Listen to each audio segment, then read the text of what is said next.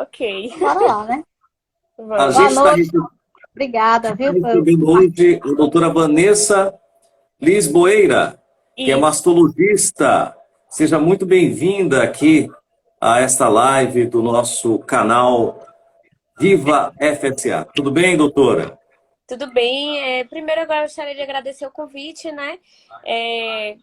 Outubro é uma oportunidade que a gente tem, né, de abrir as portas da mastologia para o mundo, que é quando eu sempre brinco com os meus pacientes que outubro é o mês que as mulheres lembram das mamas. Então, vamos lá falar um pouquinho de Outubro Rosa, um assunto tão importante, né? Câncer de mama é um tema tão importante. É uma pena que muitas vezes as pessoas só se lembram em outubro, mas aproveitemos a oportunidade para fazer essa campanha aí de conscientização a todas as mulheres e homens também. É, é isso. Então vamos começar a falar mais sobre esse assunto o ano todo, viu, Lúria? É, Não com faltar certeza. Isso, ano sempre esse assunto, que é um assunto importante e que pode salvar muitas vidas com o diagnóstico precoce, caso a pessoa venha a desenvolver algum tipo de câncer nas mamas. Bom, a gente vai conversar então com a mastologista, a doutora Vanessa, e a gente quer saber qual é o significado do Outubro Rosa, doutora. Bom, o Outubro Rosa, ele se iniciou mais ou menos na década de 90, uma corrida em Nova York para a conscientização das mulheres sobre o câncer de mama, né? A partir daí foi virando uma campanha mundial, vários outros países foram aderindo e criou-se esse símbolo, essa simbologia do laço rosa para a conscientização das mulheres sobre o câncer de mama. Foi assim que foi criado. E até hoje, né, eu brinco muito que às vezes as pessoas confundem Outubro Rosa com promoção de coisas que às vezes não tem nada a ver com mama, com câncer de mama, né? Põe um lacinho rosa e é promoção de perfume, de vários utensílios que não tem muita utilidade. E acho que o objetivo desse mês é a gente focar no principal, que é a prevenção para câncer de mama, conscientização das mulheres, alertar as mulheres sobre sinais de alarme de câncer de mama, exames que devem ser feitos, né? Avaliação com o mastologista. Eu acho que esse é o objetivo desse mês, né? E que a gente foque nesse objetivo e não nessas promoções que não tem muito cabimento, na minha opinião. Se forem coisas que têm o objetivo de chegar a esse ponto comum, que é prevenção de câncer de mama e conscientização, ok, mas a maioria das vezes não é. Então, acho que é isso. Lúria.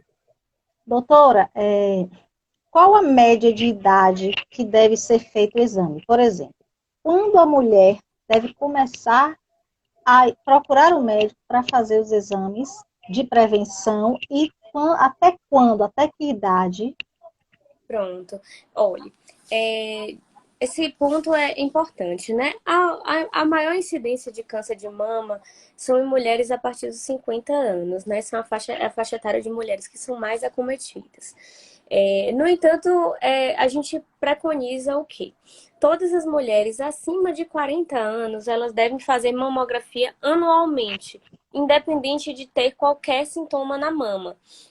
A mamografia a partir dos 40 anos é preconizada pela Sociedade Brasileira de Mastologia. É o exame que detecta os casos mais precoces de câncer de mama, tá certo? Nódulos com menos de 1 centímetro, menos de 0,5 centímetros, e que não são percebidos no exame físico. Antes dos 40 anos, esses cuidados têm que ser muito, muito individualizados, tá certo? Geralmente a gente orienta guiados pela queixa mesmo, que as pacientes elas comecem a ter o autocuidado, né, de se examinar, ou pacientes que têm risco familiar, que elas procurem um mastologista mais cedo, tá certo? Entenda como risco familiar pacientes que tiveram familiares de primeiro grau que tiveram câncer de mama, ou seja, mãe, pai, irmão, irmã, uma filha, enfim, familiares de primeiro grau que tiveram câncer de mama, essas pacientes devem estar procurando um mastologista, independente da idade, até para ter uma orientação, né, de quando devem começar os exames, até porque esses exames vão ser individualizados para aquela paciente, de acordo com o perfil dela, né? Porque muitas vezes algumas mulheres falam, doutora, mas eu fiz uma mamografia eu tenho 40 anos e aí não tinha nada na minha mamografia, fiz um ultrassom e apareceu um nódulo. Por que que isso acontece? Porque muitas vezes a mama ainda é um pouco densa. Então a ultrassonografia ela entra como um método complementar para mulheres com mamas densas, mas mesmo assim a gente não pode abrir mão da mamografia. Mulheres mais jovens, antes dos 40, geralmente a gente lança a mama apenas da mamografia, a não ser esses grupos que eu defini como grupos de risco, né? Que às vezes a gente começa a fazer mamografia mais cedo, às vezes até com 25 anos. Em alguns casos, utiliza a ressonância magnética das mamas, né? Aí essas pacientes elas vão ter que ser individualizadas em relação aos cuidados. Doutor, agora é importante que a mãe leve a adolescente num mastologista para pelo menos ensinar como fazer o autoexame, ou a mãe mesmo pode ensinar em casa? Isso é se ela souber como faz, porque não sei, eu tenho a impressão que as pessoas mais antigas têm uma certa dificuldade em se cuidar nesse É, sentido. Eu não sei, a senhora deve ter ó, mais, a senhora tem contato com essas pessoas, deve ter um levantamento sobre isso.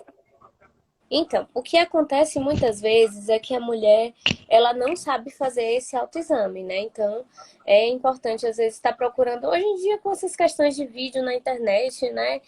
Tutoriais, cartilhas, isso tudo é muito disponível, mas mesmo assim, o autoexame ainda gera muitas dúvidas. A primeira coisa que é importante a gente ressaltar é que o autoexame só permite diagnóstico de nódulos maiores, que é justamente o nódulo que o mastologista não quer encontrar. O objetivo dos exames de rastreio é perceber esses nódulos mais precocemente, então nódulos menores e, portanto, com uma chance maior de cura em relação ao câncer de mama. Mas a gente não vai estar, né? As mulheres não têm a possibilidade, né? Ninguém vai ficar indo para o mastologista todo mês. Então é importante que seja feito o autoexame com esse objetivo, né? Da mulher se conhecer para principalmente ter o diagnóstico desses cânceres de mama de intervalo. Em relação à adolescente, né? O que acontece muito é que a adolescente ela tem uma mama muito glandular. A glândula da mamária é muito densa, é a menina que ainda não amamentou, a mama está em fase de formação. Então, muitas vezes, a maneira como se faz a palpação, as pessoas têm o hábito de dedilhar, colocar os dedos assim, enfiando no peito. Esse hábito faz com que perceba-se alterações não, áreas da glândula mamária, e para quem não tem o hábito não conhece, às vezes dá a impressão que aquilo ali é um nódulo. Então é importante, às vezes, estar tendo a orientação para que não entre nesse equívoco. Em relação aí a um mastologista, eu acho que vale a pena, sim, para poder ter um médico ali para estar examinando aquela menina, principalmente se tiver alguma dúvida. As pacientes ficam muito alarmadas quando tem uma dor na mama, dor mamária, é uma coisa que alarma muito os pacientes, apesar de não trazer muitos alarmes ao mastologista, porque geralmente os nódulos de câncer não doem.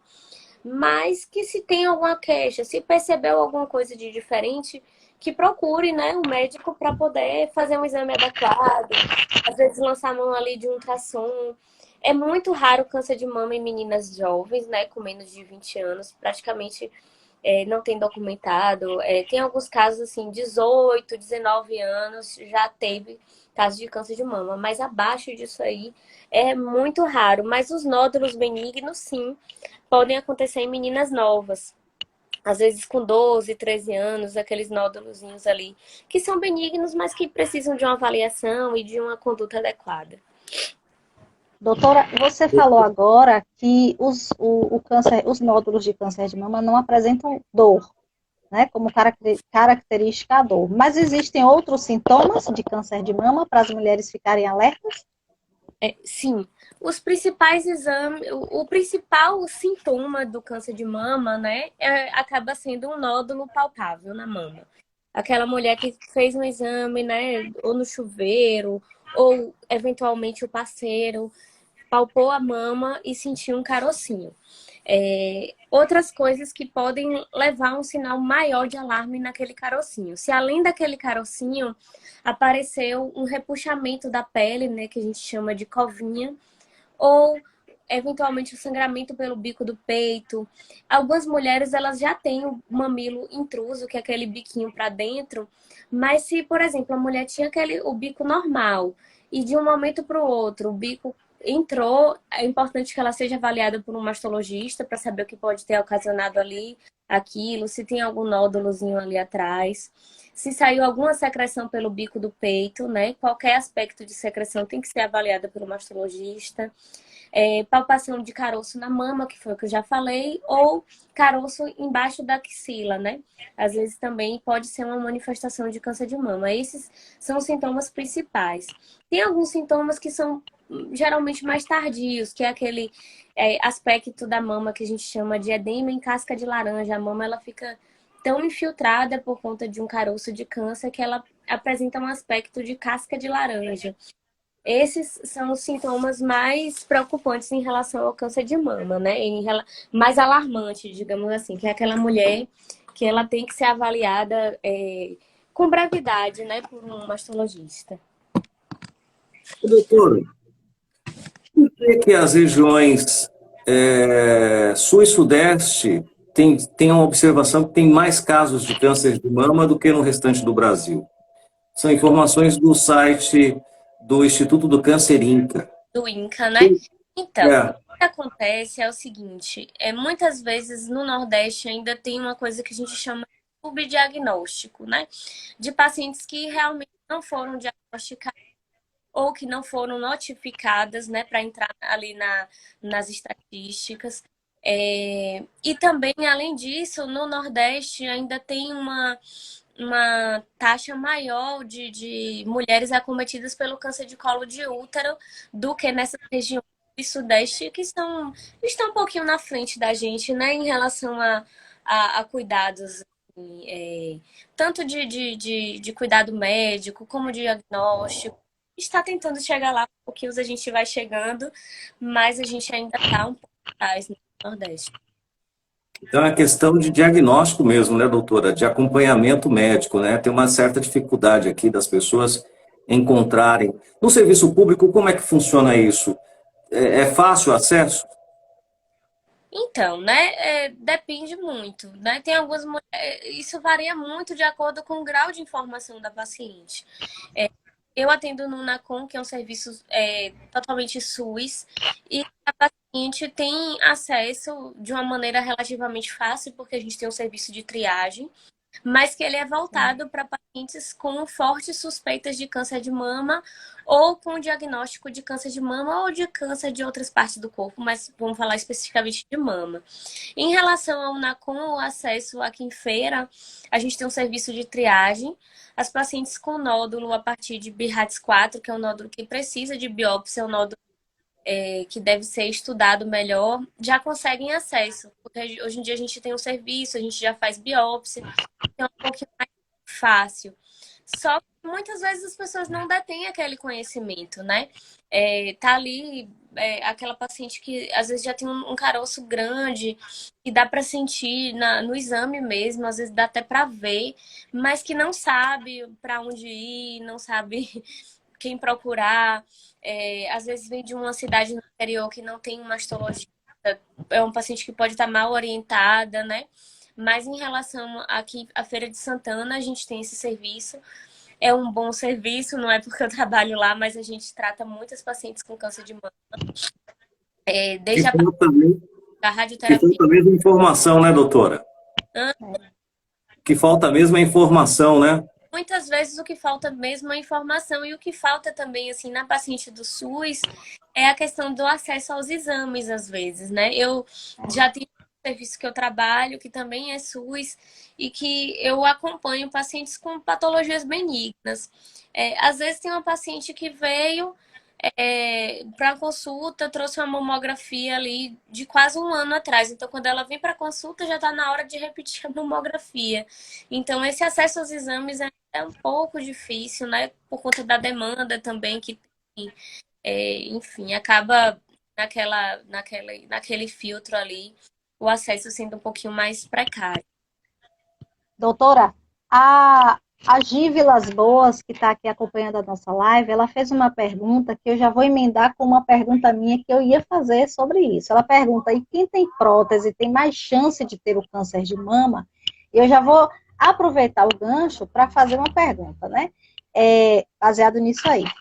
Quem tem a prótese, como é que é feito o diagnóstico? Dificulta, quem tem prótese de silicone, no caso, dificulta o diagnóstico ou não atrapalha em nada? Então, são Pronto. duas perguntas aí. Quem tem prótese tem mais chance de ter o câncer de mama? E como é E feito o diagnóstico em quem tem a prótese?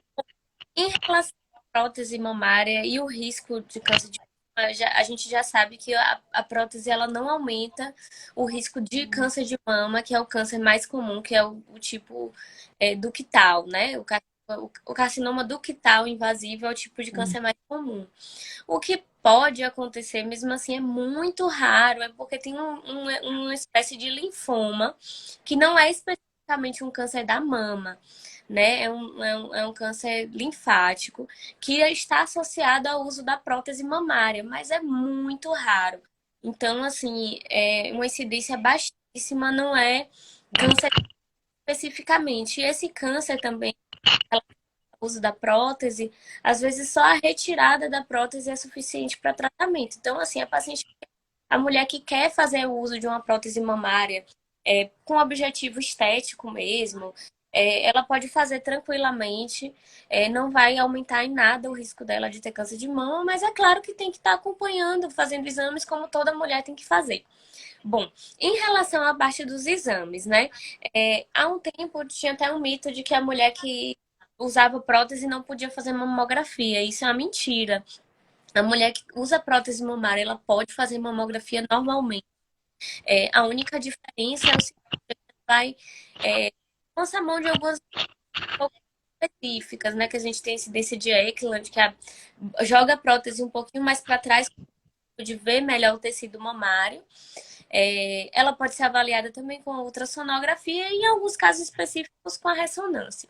A biópsia da mama, ela é possível, sim, em caso de câncer, em caso de prótese, da paciente que está usando a prótese, até porque uma paciente que usa prótese também pode ter um nódulo benigno, a gente não vai tirar a prótese, às vezes, para tratar algo que a gente pode estar ali acompanhando.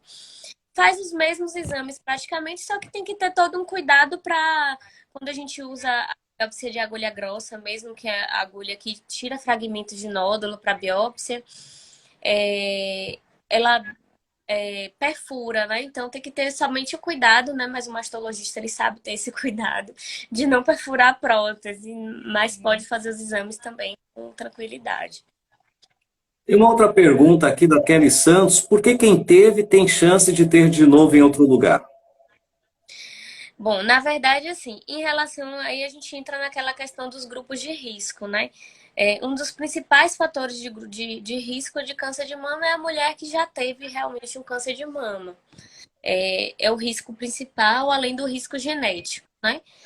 Porque aquela mulher ali, ela tem uma predisposição mesmo, seja por fatores genéticos. A gente já tem estudos genéticos que mostram perfis de pacientes, né? Que é o caso do câncer da Angelina Jolie. O câncer não, que ela não teve, mas ela tinha a mutação BRCA1. E aí ela retirou as mamas, fez uma cirurgia preventiva. Existem outras mutações que também predispõem câncer de mama e câncer de outras partes do corpo. Então, muitas vezes a mulher que já teve um câncer talvez tenha alguma mutação que ainda não foi descoberta. Então, por conta disso, ela já tem também uma predisposição maior. Então, ela tem que estar sempre sendo acompanhada, né? Não vai voltar em outra parte do corpo. O mais comum realmente da recidiva de câncer de mama é que ela aconteça ou na mesma mama ou na mama contralateral. A mama que a mulher não operou, não pode acontecer. E homem, doutora, os homens podem ter câncer de mama? Mas podem ter de mama, só que como a incidência de câncer de mama no homem é muito baixa, né? Para cada 100 mulheres, a gente tem um caso de câncer de mama no homem. E geralmente o câncer de mama no homem ele está mais relacionado com esses casos genéticos. Então, a gente sempre alerta as mulheres que têm na família um pai que teve câncer de mama, um irmão, para estejam fazendo os exames dela. Então, assim, para o homem, a gente não tem essa orientação de fazer exames de rastreio. Que a gente orienta que faça a palpação da mama e caso seja notado alguma diferença, alguma coisa, que procure um mastologista para poder avaliar. Ô, doutora, qual a prevalência do câncer de mama no Brasil hoje?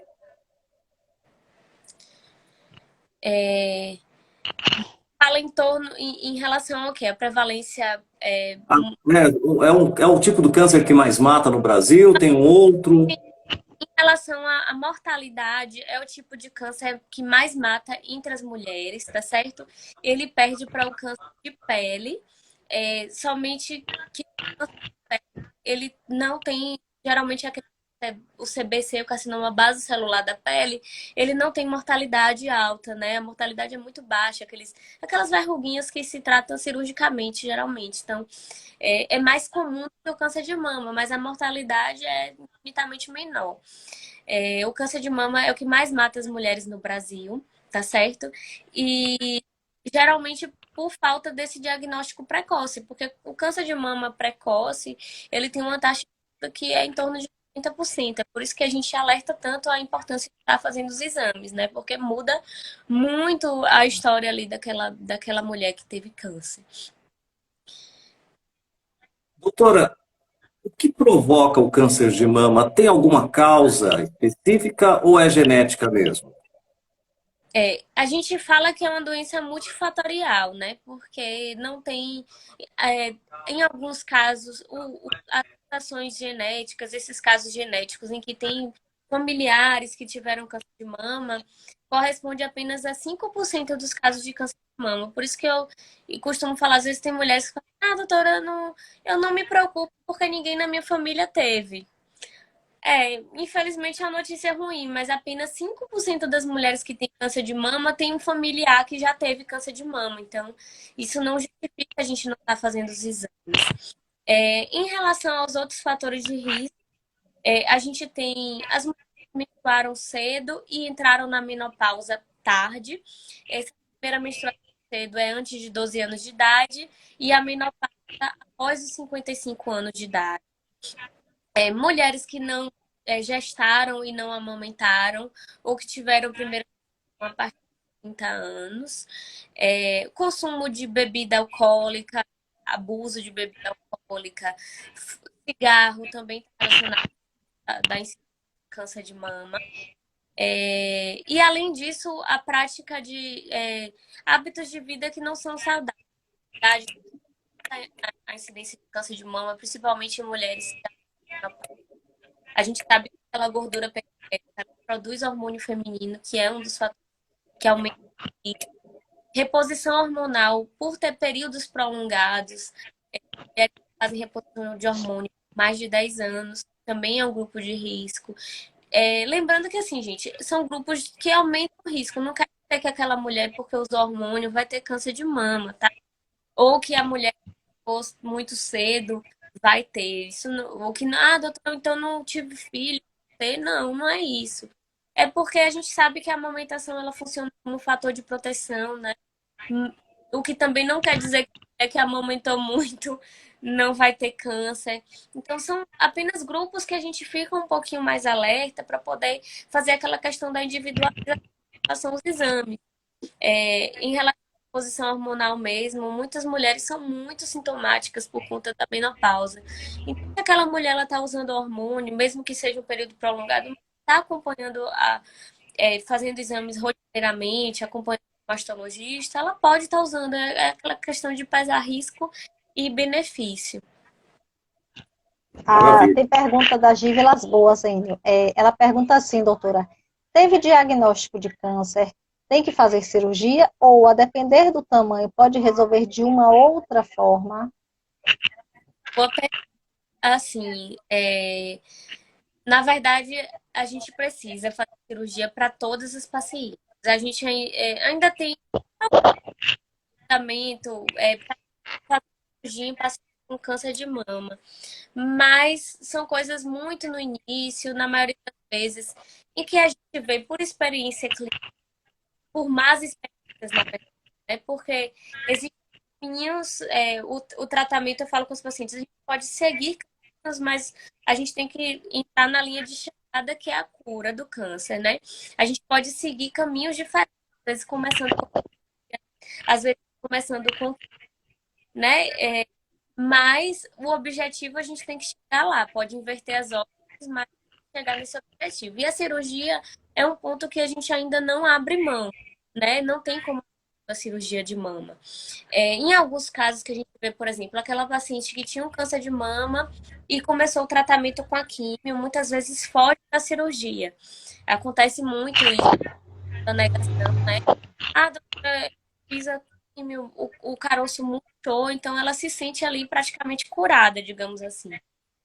Só que eu costumo explicar para ela que o caroço ele tá ali dormindo, né? Porque a químio tá ainda fazendo efeito. Mas a partir do momento que a químio ela não tá mais circulando, ninguém usa a quimioterapia inteira, né? O caroço pode voltar às vezes de uma maneira mais agressiva que não responda mais àquela quimioterapia, ou às vezes tumores que a gente não consegue mais tratar com cirurgia, ou vira aquela cirurgia muito mutiladora, que precisa retirar algum retalho para fechar a pele, enfim. Então, assim, a cirurgia é um ponto que não abre mão. Câncer de mama, ele precisa ser tratado cirurgicamente. Essa condição cirúrgica, ela vai ser definida pelo mastologista, né? Nem sempre precisa retirar a mama. Às vezes a gente pode fazer uma cirurgia de quadrante, né? Retirar apenas ali o nódulo com margens cirúrgicas, que é a quadrantectomia. Hoje em dia também a gente reconstrutora, você tira a mama, coloca uma prótese ou um expansor para a mulher não ficar sem o volume, né, das mamas. Mas a cirurgia ela precisa ser feita em algum momento, que vai ser definido pelo mastologista e às vezes em acompanhamento conjunto com o onco, né? Se vai começar com a cirurgia, se vai começar com a químio, vai depender muito de cada caso, isolado. Maravilha. Eu estava vendo aqui algumas famosas que, graças a Deus, conseguiram aí vencer o câncer de mama. Patrícia Pilar, ela que foi diagnosticada em 2001, né? A É, Patrícia, a Elba Ramalho também, uma cantora que teve o diagnóstico do câncer de mama em 2010. A atriz Arlete Salles, também é outra, né? Que foi acometida aos 72 anos. A cantora Sheryl Crow, uma cantora norte-americana, ela canta country, e foi diagnosticado câncer de mama nela em 2006. A cantora Kylie Minogue também, em 2005. Jane Fonda, que é atriz e escritora, e removeu o tumor da mama em 2010. Então, assim, a gente tem a Ana Furtado, né, que é apresentadora de TV, também foi diagnosticada com câncer de mama e conseguiu vencer. Então, assim, identificado no início, as chances são grandes, né, doutora? sim. Assim, apesar do câncer de mama ser mais comum, ele também é um dos tipos de câncer com mais bem tratados, que a gente tem mais possibilidade de tratamento, né? Existem diversas quimioterapia voltadas para mama, que são específicas para cada subtipo, né? Isso é avaliado aí com o oncologista. E a gente, pelo fato de ser bem incidente, a gente também tem várias maneiras de tratar. Aí uma pergunta que eu acabei me passando de responder e eu lembrei agora que você perguntou qual é a incidência. Um dado importante é que assim, a incidência de câncer de mama é tão alta que assim, uma em cada 12 mulheres pode ser acometida por câncer de mama. Então, assim, se a gente pensar que num grupo de 12, uma ali vai ter em algum momento câncer de mama, é muito alto, né? Sim, é verdade. É verdade. Doutora, tem algum alimento que possa prevenir o câncer de mama? Algum alimento especificamente não, mas a gente sabe que cultivar hábitos de vida saudáveis, evitar alcoolismo, evitar tabagismo, evitar o sedentarismo, sobrepeso, obesidade, né? A prática de físicos, elas são fatores protetores para o câncer de mama. Então, protege aquela mulher de ter um câncer de mama e, inclusive, nessas mulheres que têm hábitos de vida saudáveis, que praticam exercícios físicos, etc., também tem uma chance de cura maior. Ótimo. É isso Muito aí. boas explicações, viu? Muito boas explicações. Então, a prática de atividade física, boa alimentação, isso tudo ajuda no combate, doutora? Ajuda, sim, com certeza. São coisas que a gente está vendo agora, né? Porque por muito tempo focou muito nessa parte de genética, que a gente também já descobriu muita Sim. coisa em relação ao que a gente tinha de tratamento antigamente, diagnóstico antigamente, mas a gente já sabe, né, que é, é, a prática de exercícios, hábitos de vida saudáveis ajuda na cura do câncer de mama e também a prevenção. Maravilha. Lúria, tem mais alguma pergunta, Lúria? Muito bom, muito bom. Por hora não. E sempre bom ressaltar que homens também podem ter. A incidência é menor, assim conforme a doutora explicou aqui pra gente. Mas homens também fiquem atentos e fiquem atentos também às suas esposas, companheiras, filhas, mães, tias, avós.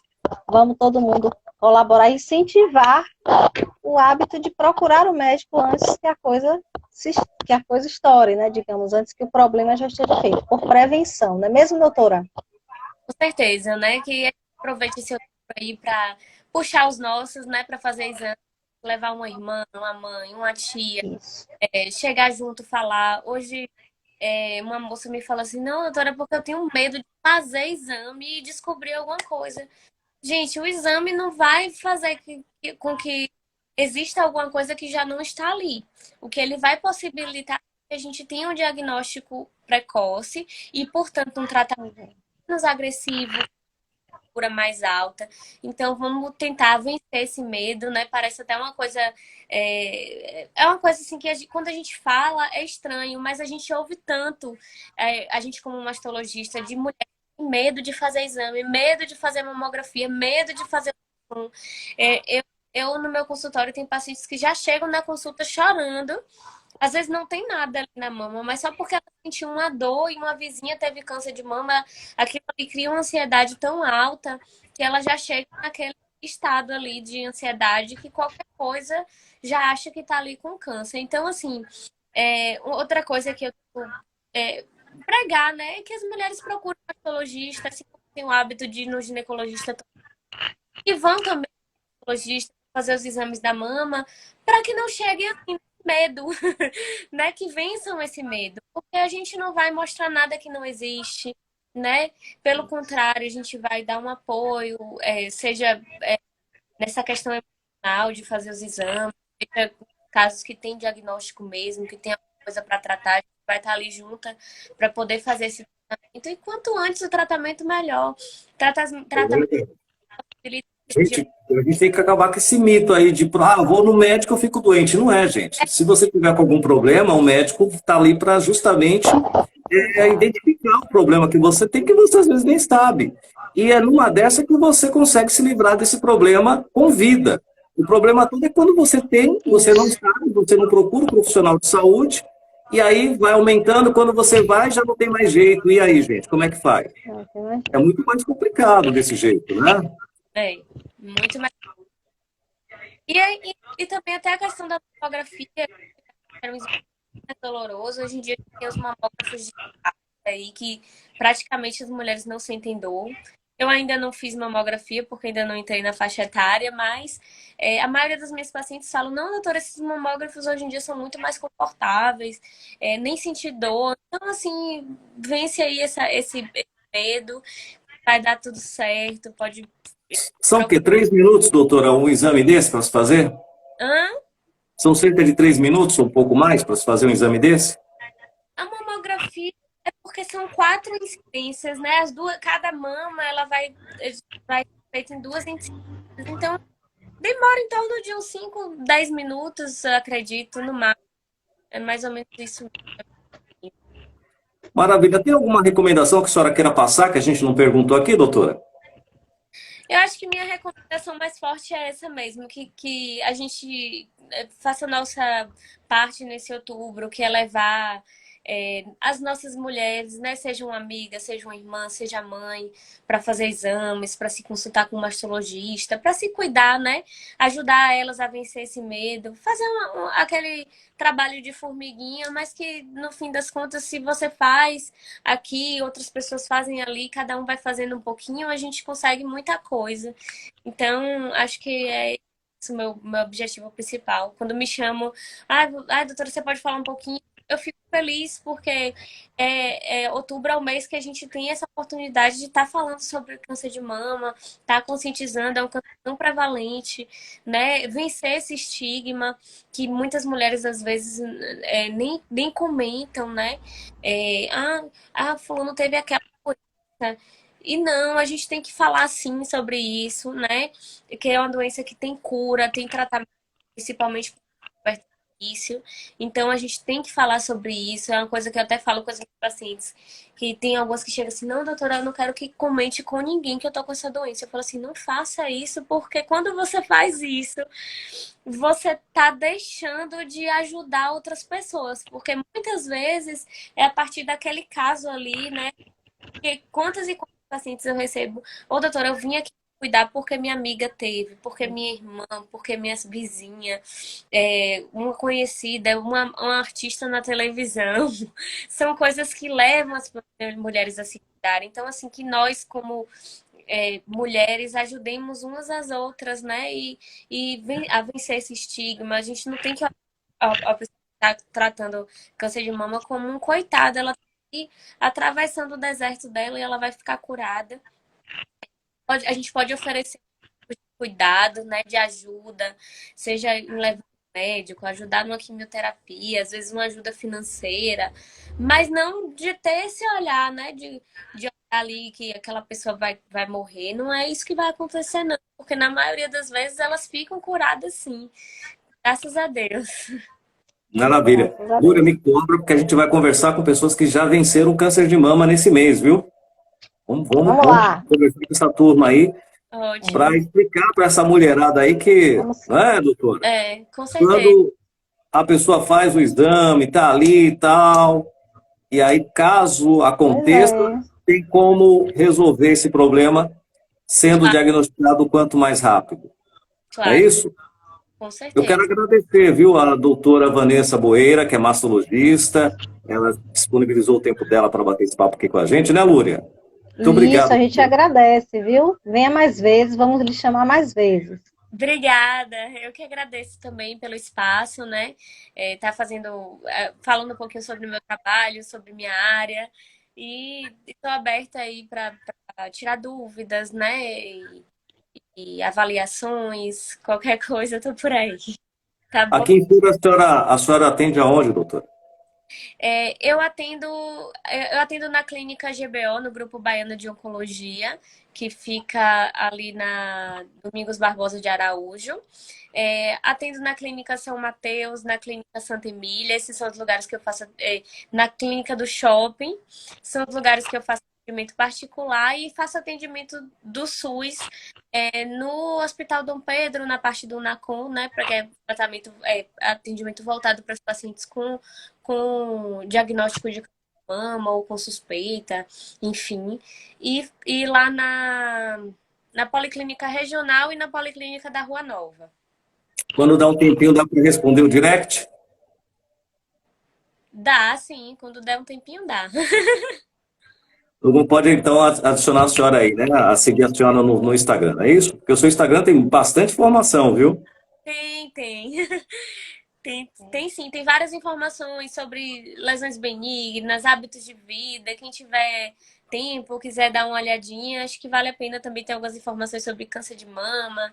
Eu gastei um tempinho aí investindo, porque às vezes era até uma demanda, na verdade, das minhas pacientes, de chegar assim, doutora, eu olhei no Google, eu não sei o quê. E tem alguns médicos que não gostam, né, que a paciente olha as coisas no Google. Eu não me importo. Eu acho que todo mundo tem, é um hábito que todo mundo tem hoje em dia. A gente, como médico, tem que falar com o paciente hoje, ele já vem com informações e a gente está ali para ajudar a ele a ter acesso a informações de segurança. Então, quando eu Verdade. falo, tudo bem, olha na internet, mas tem cuidado com o que tá ali, porque hoje em dia qualquer um publica o que quiser na internet e a gente não sabe a segurança daquilo, né? Se tá no Google que tá com a dor de cabeça, você vai morrer amanhã, então toma cuidado. Mas eu brinco com elas, informo, falo assim, ó, olha o site do INCA, olha o site da Sociedade Brasileira de Mastologia. Lá no meu Instagram também tem informações, né, que são fontes seguras, de pessoas que estão ali comprometidas com a saúde, não com essa coisa midiática de assustar o paciente, etc. Pois é, então é fácil. Segue a gente, Viva FSA, né? @Viva FSA. Segue a doutora, que você tem lá informações. Vamos seguir os profissionais que estão aqui sempre batendo esse papo com a gente, né, Lúria? Isso, segue lá, comenta, compartilha com quem você gosta, tá certo? Obrigada por estar aqui com a gente. Obrigada, doutora. Obrigada, Enio. Obrigada. Gente, muito obrigado, viu? Uma boa noite a todos. Doutora, tchau. mais uma vez, obrigado, viu? Uma boa semana. Então é isso, gente. Ficando por aqui a nossa live de hoje. A gente volta amanhã, né, Lúria? Isso, amanhã a gente volta, se Deus quiser. Abraço a todos, até. Tchau, tchau. Tchau, tchau.